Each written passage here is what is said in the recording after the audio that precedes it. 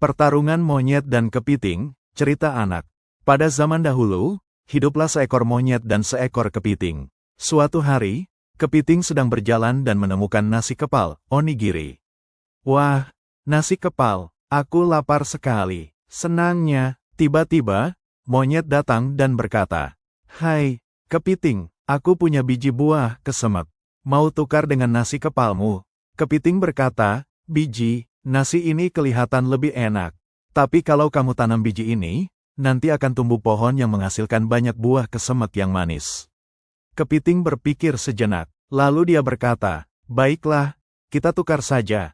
Kepiting menanam biji itu dengan hati-hati. Dia menyiram setiap hari, dan membiarkannya tumbuh di bawah sinar matahari. Tidak lama kemudian, pohon kesemek tumbuh besar dan penuh dengan buah. Tapi, pohonnya tinggi sekali. Kepiting tidak bisa memetik buahnya. "Aduh, aku sudah merawat pohonnya, tapi tidak bisa makan buahnya." Lalu datanglah monyet, "Biar aku saja yang memanjat dan memetiknya untukmu." "Benarkah? Terima kasih banyak." Tapi saat sudah di atas pohon, monyet malah makan buahnya sendiri. "Enak sekali, semua buah ini untukku." "Hei, itu buah milikku." Lalu, monyet melemparkan buah yang masih keras dan mentah ke arah kepiting. Duk, duk, duk, aduh, kepiting pun terjatuh dan terluka parah.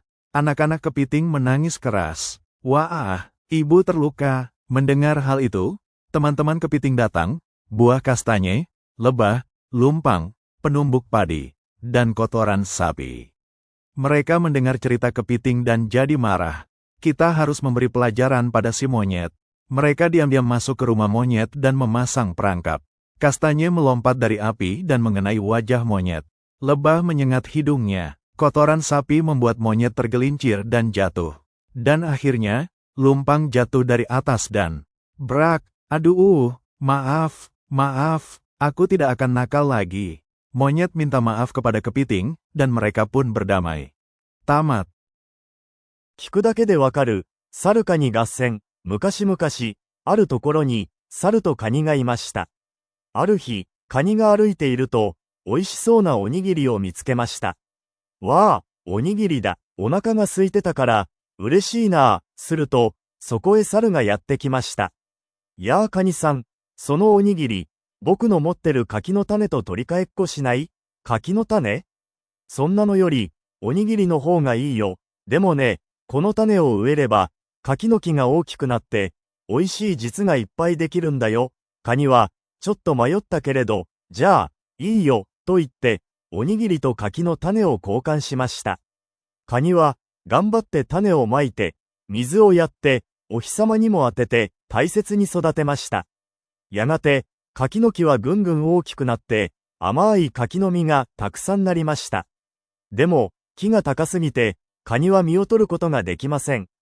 どうしよう、せっかく育ったのに。そこへまた、猿がやってきました。カニさん、僕が木に登って、取ってあげるよ、本当？ありがとう。ところが猿は、木に登ると、自分だけで柿の実を食べ始めてしまいました。おいしい？この柿、全部僕のだ。ちょっと、私の柿なのに。すると猿は、まだ青くて硬い柿の実を、トントントン。カニに投げつけました。カニは、いたっと言って、倒れてしまいました。カニは怪我をして、子供たちは泣きました。うわーん、お母さんが倒れちゃった。それを見ていたカニの友達がやってきました。栗、蜂、臼、牛の糞です。みんなはカニの話を聞いて、プンプン怒りました。猿を懲らしめてやろう。そして、みんなで猿の家へこっそり忍び込みました。栗は、火のそばに隠れてパチンと跳ねて、猿の顔に当たります。蜂は、布団の中に隠れて、猿の鼻をチク。牛の糞は、床に塗って、猿が滑って、ドテーン。そして最後に、天井の上から臼がドーン。猿はびっくりして、転げ回って、頭をぶつけて、大怪我です。ごめんなさい、もう悪いことしません。猿はカニに謝って、仲直りしました。おしまい。